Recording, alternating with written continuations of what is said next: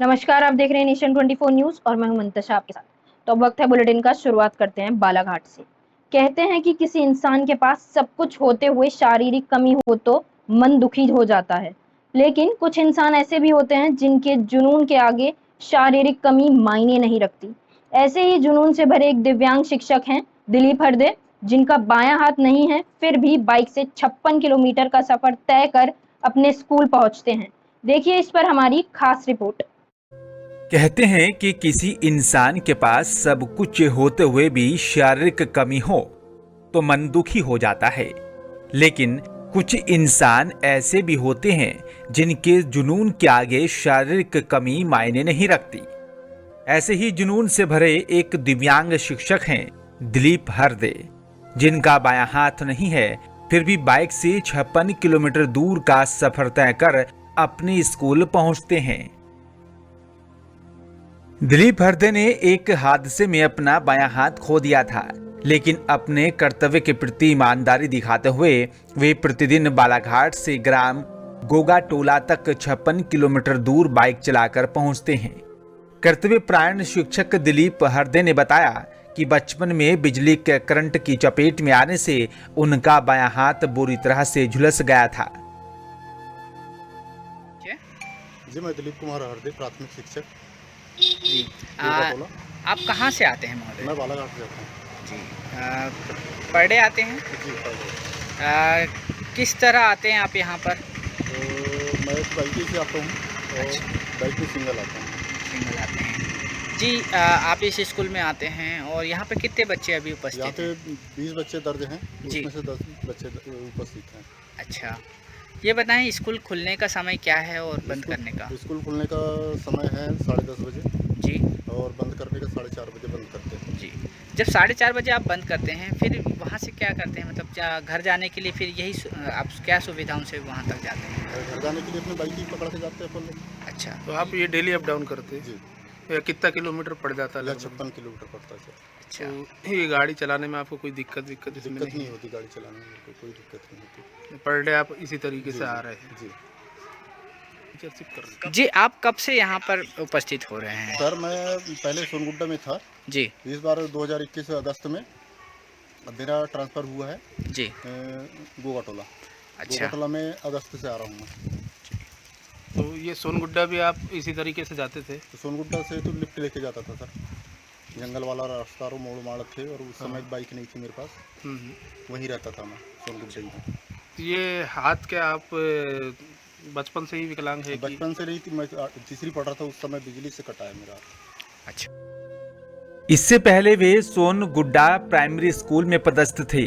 उस समय उनके पास बाइक नहीं थी और रास्ता दुर्गम होने की वजह से लिफ्ट लेकर छुट्टियों में घर आया जाया करते थे। बाकी दिन वहीं रहते थे। एक हाथ होने की वजह से बाइक चलाने में दिक्कत तो नहीं होती। इसके सवाल पर बोले कि अब तो आदत सी हो गई है। गौर से देखिए इस मासूम से चेहरे वाले शिक्षक को, किस तरह से जुनून से लबरेज भरे अंदाज में 56 किलोमीटर दूर बाइक चलाकर अपने स्कूल पहुंचते हैं और बच्चों को तालीम देते हैं। ऐसे में सवाल ये उठता है कि इतना जुनून हो तो बाकी कुछ भी हो सकता है, लेकिन सवाल ये भी उठता है ऐसे लोगों के लिए सरकार की तरफ से क्या कदम उठाया जा रहा है। सवाल ये भी उठता है ऐसे लोगों के लिए, ऐसे अधिकारियों के लिए, ऐसे मुलाजिमों के लिए सरकार की तरफ से क्या कुछ रियायत दी जाती है। सरकार को सोचना और समझना होगा कि ऐसे में ऐसे शिक्षक या फिर बाकी और तमाम अधिकारियों को उनके घर के आसपास ही उनकी तैनाती की जानी चाहिए, ताकि वो आराम से अपने घर से अपने दफ्तर जा पहुंचे और आराम से पूरा दिन वो काम करें, ताकि उन्हें कोई परेशानी का सामना ना करना पड़े। अब देखना और समझना होगा इस शिक्षक को लेकर सरकार और प्रशासन की तरफ से क्या कुछ कदम उठाया जाता है। अब देखना और समझना ये भी होगा कि प्रशासन क्या वाकई में दिलीप हरदे के घर के आसपास ही उसकी तैनाती देती है या नहीं। लेकिन खैर बात कुछ भी हो, सवाल ये भी नहीं है कि उन्हें पास ही घर के आसपास ही तैनाती चाहिए। सवाल ये है, अगर जुनून हो तो कुछ भी कर गुजरने को तैयार रहते हैं दिलीप हरदे जैसे व्यक्ति। प्रधानमंत्री नरेंद्र मोदी की तरफ से चलाए जा रहे समग्र स्वच्छता अभियान को सागर जिले की शाहपुर नगर पंचायत की तरफ से खुलेआम ठेंगा दिखाया जा रहा है। नगर के प्रमुख मार्गों की नालियां खुली पड़ी हैं, जो गंदगी से सराबोर होकर वासियों की मुसीबत का सबब बनी हुई हैं। साथ ही खुली नालियां सड़क हादसों को आमंत्रण दे रही हैं। स्थानीय निवासियों की शिकायतों को जिम्मेदार अधिकारियों के द्वारा अनदेखा किया जा रहा है। सागर जिले की शाहपुर नगर पंचायत की मनमानी के कारण नगर के वार्ड नंबर 4 एवं 5 के रहवासी गंदगी से सराबोर नालियों से परेशान हैं। गंदगी से भरी नालियों से निकल रही बदबू से आसपास के निवासी हलकान हैं। मुख्य सड़क के किनारे खुली पड़ी नालियों से आए दिन वाहन दुर्घटनाग्रस्त हो रहे हैं। जागरूक नागरिकों के द्वारा कई बार नगर पंचायत के जिम्मेदार अधिकारियों से शिकायत कर समस्या का निदान करने की गुहार भी लगाई जा रही है, पर इसका कोई समाधान नहीं हुआ है। इस मामले में जब नगर पंचायत के सब इंजीनियर से बात की गई तो उन्होंने समस्या का निदान करने का आश्वासन दिया है। अंदर खाना नहीं खा पा रहा है सर, बहुत बदबू मार रहा है, जगह जगह सर बंद कर दी लोगों ने नाली, और आगे जाने के लिए रास्ता नहीं है सर, नाली का पानी निकलने के लिए बहुत दिक्कत हो रही सर। इस संबंध में अभी आप लोग ने कहाँ शिकायत सर की? नगर पालिका में 25 लोग गए थे सर, 20-25 लोग गए थे, पर वो बोलते बन जाएगा, पर आगे सर काम ही नहीं लग रहा है। दो तीन बार सीओ भी आए, पर वो भी कोई सुनाई नहीं कर रहा सर। हम लोग कितने बार अभी जैसे ये नाली बनवाई गई है तो लगभग कितने समय पहले बनवाई गई सर? ये 2 साल हो गए सर, लगभग 25 साल से ऐसी परेशानी भोग रहा। पूरे मच्छर सीधे भीतर जाते हैं और बहुत ज्यादा गंदगी रहती, पूरे गांव को पानी बह के आ रहा है। अभी आपने इस संबंध में कहा? इस संबंध में सर सीएमओ साहब से बात हुई थी कल, तो वो बोल रहे थे कि पार्टीशन करवा दे रहा है, वो कुछ नहीं कर रहा है। और सर टैक्स के लिए बोल रहा है बार बार कि टैक्स भरो, टैक्स भरो। हमने 10 बार बोल दिया कि सर आप ये काम करवा दो नाली का, हम टैक्स भर दे रहे दोनों, मगर वो ये तो सुन नहीं रहे और नल का कनेक्शन काट गए थे। जी नगर पालिका की। तो इससे आप लोग को क्या समस्या हो रही है? जी यहाँ जहाँ पानी जाता था उस साइड तले में, तो वहाँ बंद कर दिया है यहाँ सब लोगों ने, तो पानी छिक कर हमारे के घर में वापस जा रहा है। फिर इस संबंध में आपने क्या नगर पालिका को शिकायत नहीं की है? जी हम ने शिकायत की। तो क्या आश्वासन मिला है? वो बोलते हैं कि बना देंगे, लेकिन कोई कुछ नहीं सुन रहा है कोई। वार्ड नंबर 4 और वार्ड नंबर 5 में नाली की समस्या तो है, हम भी देख के आए स्थल का निरीक्षण करके। तो 4 नंबर वाले में क्या है, मेन रोड है MPRDC की, तो वहाँ पे बाजू में बड़ा पाइप डला है और नाला ओपन है, तो वहाँ पे थोड़ा दुर्घटना भी संभावित एरिया है। तो वहाँ क्या खुली नाली भी है, गहराई भी है, तो उसका हमने प्रस्तावित तो किया है कार्य SDRF का, तो उसमें अभी टेंडर प्रक्रिया में है, कम से कम 1.5-2 महीने लगेंगे। तो उसमें बड़ी नाली अपन बना रहे हैं वहाँ पे बाकायदा कवर करके, तो उससे क्या आगे समस्या ना हो। सागर जिले के तिलकगंज स्थित तेल की गोदाम में भीषण आग लगने की सूचना मिलते ही नगर निगम का दमकल दल आग बुझाने में जुट गया। भारी मात्रा में तेल होने पर आग बेकाबू होती गई, परंतु भीषण आग को और फैलने से रोकने के लिए नगर निगम सागर की 6, बीना रिफाइनरी की 4, आर्मी की 4, स्वामी विवेकानंद विश्वविद्यालय की 1 और समस्त नगरीय निकायों की लगभग 18 फायर ब्रिगेड को लगातार 8 घंटे प्रयास करने पर आग पर काबू पाया। इस दौरान कलेक्टर दीपक आर्य, पुलिस अधीक्षक तरुण नायक, सिटी मजिस्ट्रेट एवं अनुविभागीय शहर के समस्त थाना प्रभारी और पुलिस बल ने लगातार मौके पर मौजूद रहकर मोर्चा संभाला। प्राप्त जानकारी के अनुसार गोदाम मालिक सुरेश असवानी SR ट्रेडर्स की तेल घी की फैक्ट्री में आग लगने की सूचना मिलते ही नगर निगम सहित जिला प्रशासन की टीम मौके पर पहुंची और लगातार 8 घंटे की कड़ी मशक्कत और सूझबूझ के बाद आग पर काबू पाया। आज यहाँ आग लग गई है, ये तेल की गोदाम में 3 खंड में तेल भरा हुआ था। ये हम लोगों को जैसे धुआं उठता देखा तो हम लोग वहाँ पहुँचे, उनको बुलवाया गया, ताला खोला, हम लोग रेत डाल रहे थे, उन्होंने हमें हाथ पकड़ के हम लोगों को बाहर कर दिया। तेल मालिक जो उसका वो गोदाम का मालिक था सिंधी, उसने हम लोगों को भगा दिया दुकान में से, पानी नहीं बुझाने दी आगे। नुकसान क्या आकलन? अब नुकसान का इसके बाद वो ही बता पाएंगे, जो मालिक हैं वो बता पाएंगे कितना उनका गोडाउन में रखा हुआ था सामान, उसका वो बता पाएंगे। लगभग कितने लीटर तेल गोदाम? अब ये वही बता पाएंगे, अभी वो बताने की स्थिति में नहीं है, वो स्वयं इसमें लगे हुए हैं। कोई जनहानि सर? नहीं, अभी जनहानि नहीं है। सर इस तरह से जो रहवासी इलाकों में जो खाली करा रहे हैं, जो कोई कार्रवाई की जाएगी सर? इसमें जो वैधानिक कार्रवाई होती है वो कार्रवाई होगी। उमरिया जिले के जनपद पंचायत पाली अंतर्गत ग्राम पंचायत बरहाई के पंचायत भवन में राष्ट्रपिता महात्मा गांधी बापू की मूर्ति एवं स्वतंत्रता संग्राम के नायक सुभाष चंद्र बोस की तस्वीर का निरादरता और अपमानजनक स्थिति में गंदे कूड़े के ढेर के पास पंचायत के स्टोर रूम में टूटे फूटे फर्नीचर कुर्सियों के बीच अपनी स्थिति को बयां करती और इस सरकारी सिस्टम में सरपंच सचिव रोजगार सहायक की लापरवाही का नतीजा भुगत रही है। आज हमारे देश के राष्ट्रपिता महात्मा गांधी और स्वतंत्रता सेनानी सुभाष चंद्र बोस की प्रतिमा के साथ अगर ऐसा बर्ताव किया जा रहा है तो ये देश और देश की पंचायत राष्ट्रपिता महात्मा गांधी के उपदेशों और पद चिन्हों पर कितनी खरी उतरती होगी। जब राष्ट्रपिता महात्मा गांधी बापू की तस्वीर ही अपनी बदइंतजामी के लिए शर्मिंदा हो तो ग्राम पंचायत में कितनी स्वच्छता और ईमानदारी बढ़ती जाती होगी।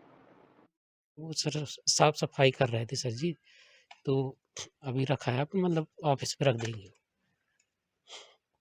तो साफ सफाई कर रहे थे, आप लोग जहाँ बैठते हैं वो कमरा तो एकदम साफ सुथरा और चमक रहा है, और जहाँ देखा जा रहा है सुभाष चंद्र बोस और क्या कहते हैं गांधी जी की प्रतिमा के ऊपर इतना डस्ट रखा हुआ और फटी हुई कुर्सी में गंदे जगह में जहाँ पर आपके पूरे डंडे और वो सब रखे हुए हैं, झाड़ू रखे हुए हैं आपके रखे, वहाँ पर रखा हुआ है।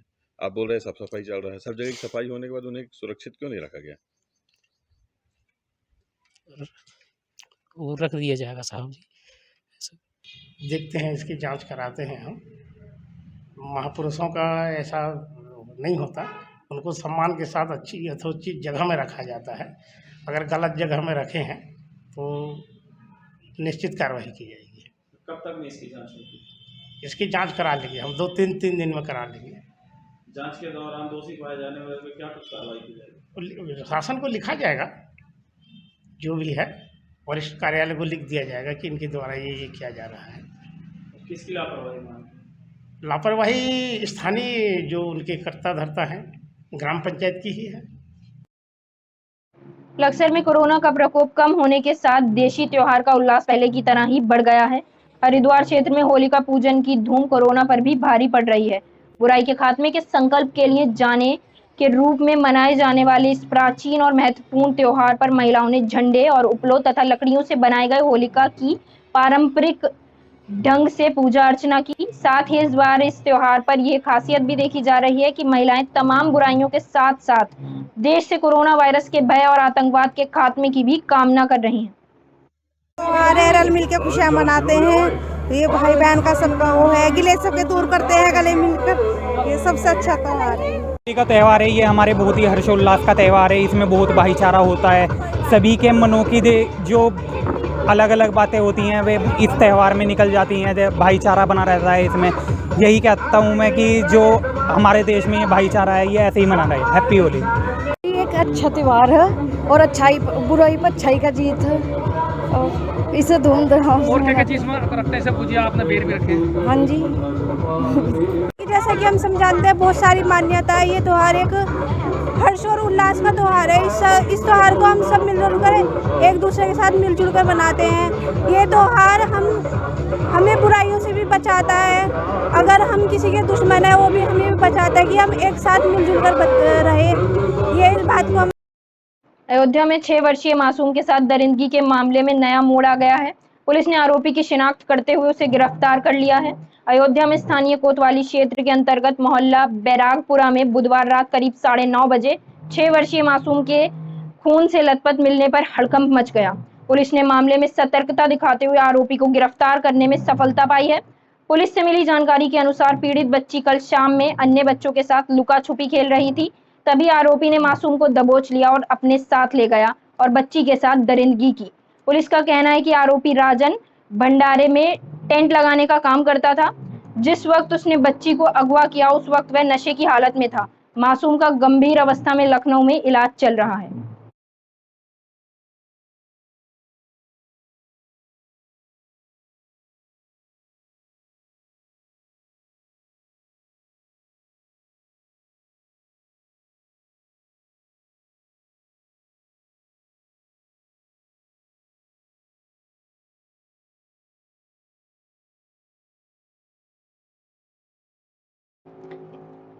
इत्र कारोबारी पीयूष जैन बुरी तरह से फंस चुका है। विदेशी सेना बरामदगी के मामले में directorate of revenue intelligence Lucknow की टीम ने पीयूष को सेना तस्करी का आरोपी माना है। उस पर कस्टम एक्ट का भी मुकदमा दर्ज किया गया है। बुधवार को प्रभारी विशेष मुख्य न्यायिक मजिस्ट्रेट की अदालत में अर्जी देकर पीयूष को 14 दिन न्यायिक हिरासत में रखने के लिए रिमांड मांगा गया। कोर्ट ने 29 मार्च तक के लिए रिमांड मंजूर कर लिया है। Directorate general of GST intelligence Ahmedabad की टीम द्वारा इत्र कारोबारी पीयूष जैन के कानपुर और कन्नौज स्थित घर में दिसंबर माह में छापेमारी की गई थी। इस दौरान लगभग 197 करोड़ की नकदी के साथ ही 23 किलो सोना भी बरामद हुआ था। इन पर विदेशी मोहर लगी होने पर डीआरआई को जानकारी दी गई थी। 27 दिसंबर को ये सोना जांच के लिए डीआरआई के सुपुर्द कर दिया गया।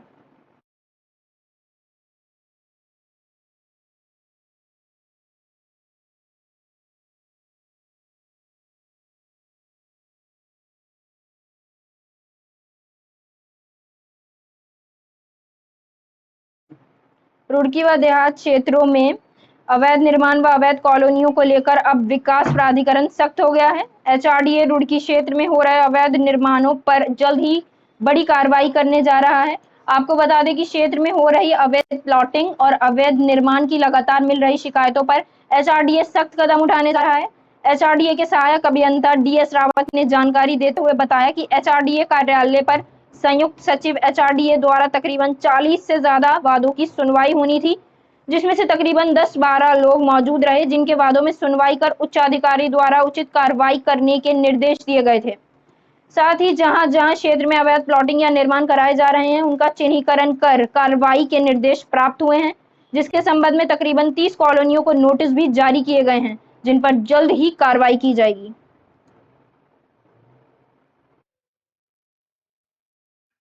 द्वारा जो है नियमित मीटिंग के अंतर्गत नियमित सुनवाई के अंतर्गत जो है सुनवाई की गई है। लगभग 40+ हमारे वाद यहाँ पर सुनियोजित थे।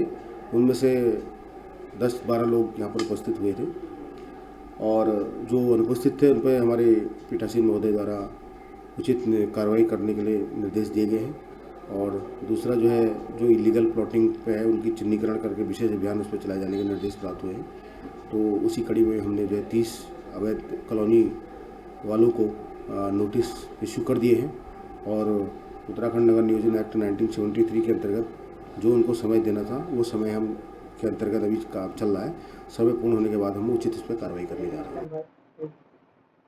जसपुर कोतवाली में उच्च अधिकारियों के निर्देश पर अगले 3 दिनों में होने वाले होली व शबे बारात पर्व को शांतिपूर्ण व सकुशल ढंग से संपादित करने को लेकर स्थानीय जनप्रतिनिधियों, ग्राम प्रधानों, व्यापारियों, अमन कमेटी के सदस्यों, धार्मिक व राजनीतिक प्रतिनिधियों के साथ कोतवाली जसपुर परिसर में बैठक की तथा त्योहार के दौरान शांतिपूर्ण व्यवस्था व अमन चैन बनाए रखने की अपील की गई।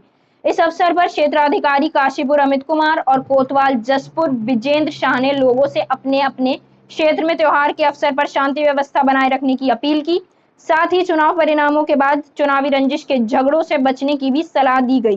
पुलिस ने त्योहारों में प्रेम सौहार्द बिगाड़ने वालों पर सख्त कार्रवाई करने की भी चेतावनी दी। त्योहार को देखते हुए धार्मिक सौहार्द बनाने के लिए एक आगामी बैठक आयोजित की गई थी, जिसमें सभी धर्म के सभी समाज के लोगों ने प्रतिभाग किया है और क्षेत्र के सभी स्थानों से लोग आए थे। उन्होंने आश्वस्त किया है कि वो एक प्यार के साथ अपने अपने त्यौहार मनाएंगे और कोई एंटी सोशल एलिमेंट अगर कोई इस तरह की कुछ घटना करता है जिससे धार्मिक सौहार्द खराब होता है तो उस पर वो लोग कंट्रोल भी करेंगे और उसके लिए हम उनको चेतावनी भी देते हैं। हम उस पर कड़ी से कड़ी कार्रवाई करेंगे। जानते हैं आप सब हम फिलहाल मेरे साथ इतना ही। देश भर की तमाम छोटी बड़ी खबरों के लिए रहिए नेशन 24 न्यूज।